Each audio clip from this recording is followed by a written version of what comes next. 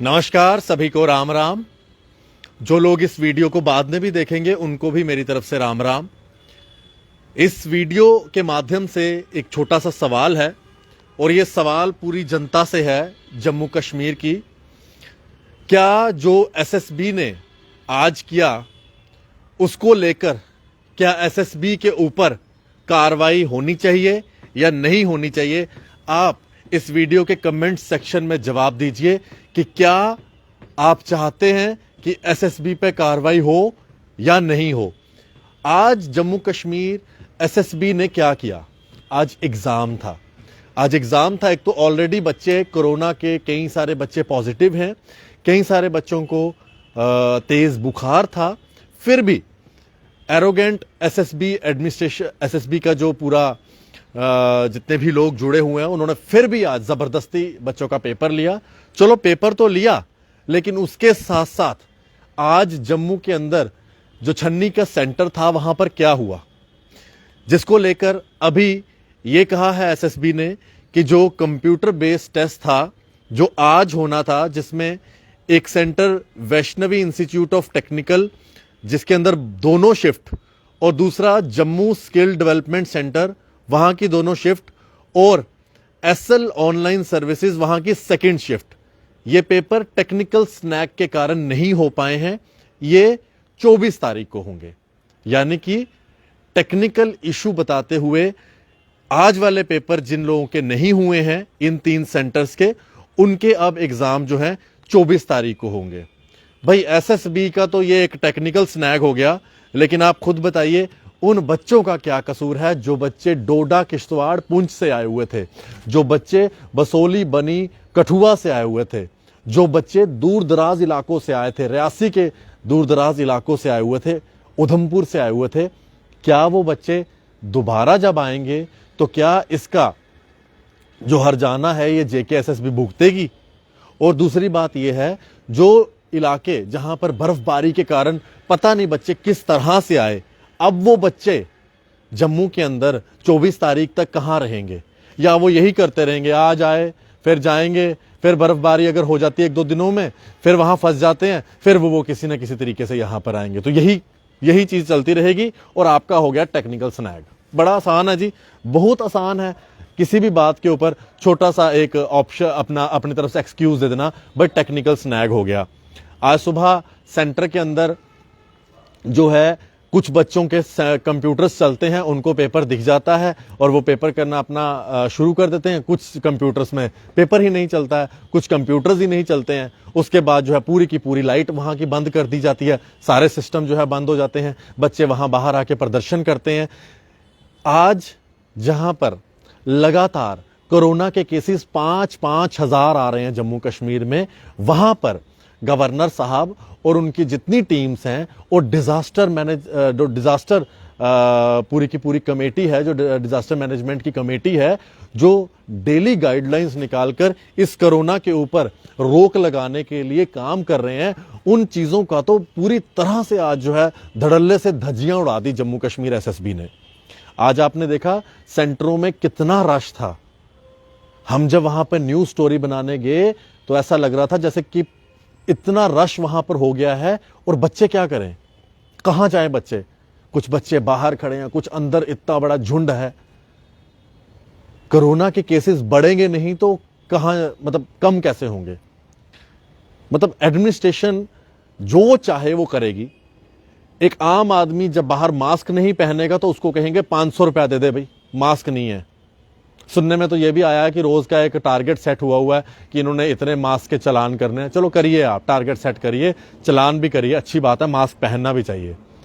लेकिन एक मास्क नहीं पहनने का अगर 500 रुपया चलान है तो आज इस सेंटर के अंदर जो इतने बच्चों को की जान रिस्क पे डाली गई एसएसबी द्वारा, तो एसएसबी के ऊपर कौन सा चलान किया जाएगा? किस तरह का चलान एसएसबी के ऊपर होगा? क्या एसएसबी के ऊपर कार्रवाई होगी? क्या डिजास्टर मैनेजमेंट कमेटी क्या एसएसबी के ऊपर कार्रवाई करेगी? अगर कोई भी व्यक्ति अपने घर के अंदर इस कोविड अप्रोप्रिएट बिहेवियर का पालन ना करे, अपने दफ्तर में पालन ना करे, किसी बैंक में पालन ना करे, तो आप उनके ऊपर कार्रवाई करते हैं। आप दुकानें सील कर देते हैं, आप उनका दफ्तर 3-3 दिन 4-4 दिन के लिए बंद कर देते हैं। तो अब एसएसबी का क्या होगा? एसएसबी का कुछ नहीं होगा। क्या डिजास्टर मैनेजमेंट अथॉरिटी अब सोई रहेगी? पहले तो आप 1.5 सालों से एग्जाम नहीं लेते और आज इतनी क्या मारो मार पड़ गई कि आपने फटाफट जी एग्जाम लेने वाली बात करो। चाहे कोरोना है, बच्चों को कोरोना होता है, कोरोना होए, बच्चे कोरोना में पेपर देने आते हैं, बच्चे बीमार हैं, जैसे मर्जी आए जी, आपको पेपर लेना ही लेना है। ये आज का पूरा मंजर है। और आज जिन जिन सेंटर्स में ये एग्जाम आज नहीं हुआ, वो 24 तारीख को होना है। आप मुझे बताइए, एसएसबी के चेयरमैन साहब, मुझे बताइए, हमें तो आप इंटरव्यू नहीं देते, हमें आप इंटरव्यू देंगे भी कैसे? क्योंकि मेरा पहला सवाल आपसे यही होगा कि मेरे पुंछ के उस बच्चे का क्या कसूर है जो बच्चा आज पेपर देने आया था और आपने टेक्निकल स्नैग बोल दिया और अब वो 24 तारीख को फिर आएगा। क्या चेयरमैन साहब अपने जेब से 500 रुपए का नोट देंगे उस बच्चे को आने जाने का किराया, या उनके रहने का बंदोबस्त करेंगे आप जम्मू में? चेयरमैन साहब बोलिए, दीजिएगा जवाब। अगर इस वीडियो को आप देख रहे हैं तो दीजिएगा, इसी वीडियो के कमेंट सेक्शन में जवाब दीजिएगा। मेरे उस किश्तवाड़ के बच्चे का क्या कसूर है जो बच्चा आज बर्फबारी में भी इधर आया पेपर देने और आपने कह दिया टेक्निकल स्नैग? आपके कंप्यूटर नहीं चले? अगर कंप्यूटर नहीं चलते थे तो बच्चों को बुलाया क्यों वहां पर जहां कंप्यूटर नहीं चलते थे? क्या वो कंप्यूटर्स चेक नहीं हुए आज दिन में? पेपर देने से पहले कोई चीज चेक होती है ना।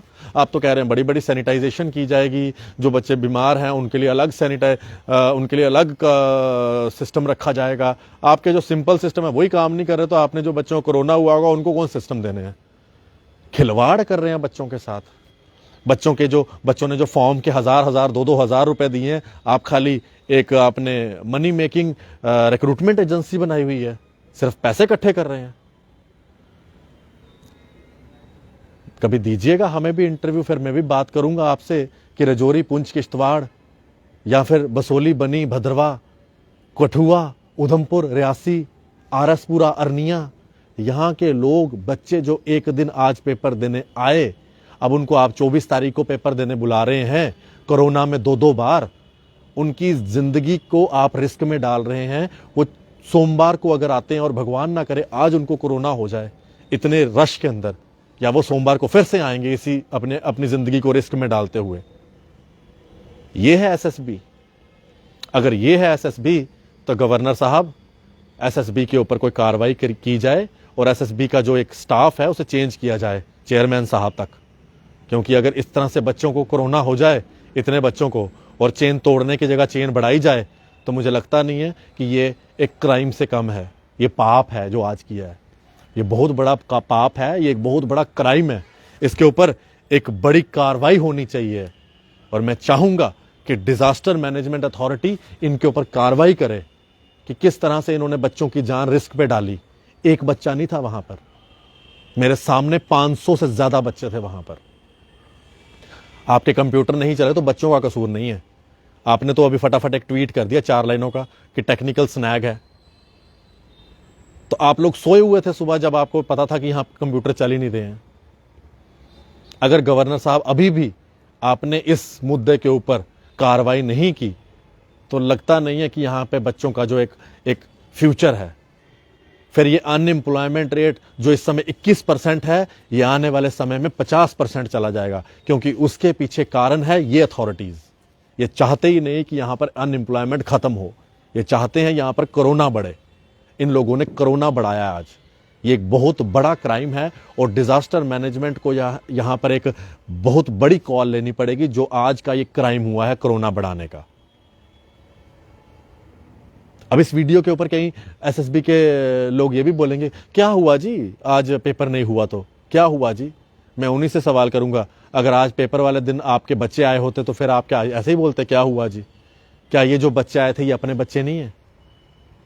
ये बच्चे दूर दराज से आए हुए थे, रजौरी, पुंछ, डोडा, किश्तवाड़, भद्रवा से बच्चे आए हुए थे।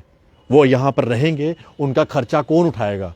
कौन एसएसबी का जो अथॉरिटी का आदमी है जो उनका खर्चा उठाएगा? उनके खाने का, उनके रहने का, अगर उनके माँ बाप आए हैं उनका खर्चा कौन उठाएगा?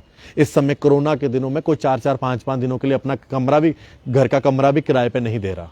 तो कहां रहेंगे वो? जम्मू के अंदर भगवान की कृपा से कोई धर्मशाला भी नहीं है।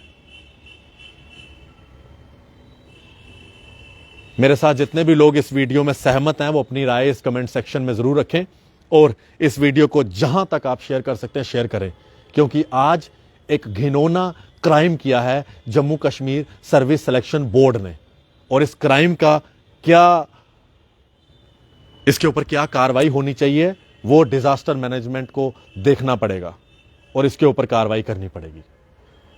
और मैं चाहूंगा कि जो स्टेट एग्जीक्यूटिव कमेटी है डिजास्टर मैनेजमेंट की, वो एक बड़ी कॉल ले। ये जो बच्चों की जान आज रिस्क में ली है एसएसबी ने, और मैं बच्चों से कहूंगा कि आपकी तबीयत खराब होने के बावजूद भी आप लोग आए, आप लोगों को सल्यूट है। जितने बच्चे डोडा पुंछ राजौरी से आए थे, दूर दराज से पहाड़ी इलाकों से आए थे, सबको सल्यूट है मेरा कि आप लोगों ने इस कंडीशन में भी, इतनी बर्फबारी आपके इलाकों में हुई है, गाड़ियां नहीं मिल रही हैं, फिर भी आप लोग आए, आपको सल्यूट है। और भगवान से मैं ये प्रार्थना करूंगा कि जितने भी बच्चे आज आए हुए थे उनको किसी तरह की इन्फेक्शन नहीं होनी चाहिए, क्योंकि एसएसबी ने तो सोच के रखा था कि इन सब बच्चों को इन्फेक्शन हो। धन्यवाद, सभी को मेरी तरफ से राम राम।